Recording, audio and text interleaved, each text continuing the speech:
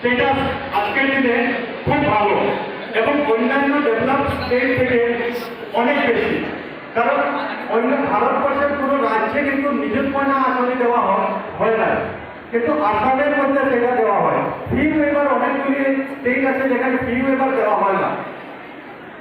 খুব বেশি সাধারণ মানে রিসোর্সেস স্টেট যারা আছে ওরাও কিন্তু ফি ওয়েভার দেয় না, কিন্তু আসাম সরকারে আমাদেরকে ফি ওয়েভার দিয়ে যাচ্ছে।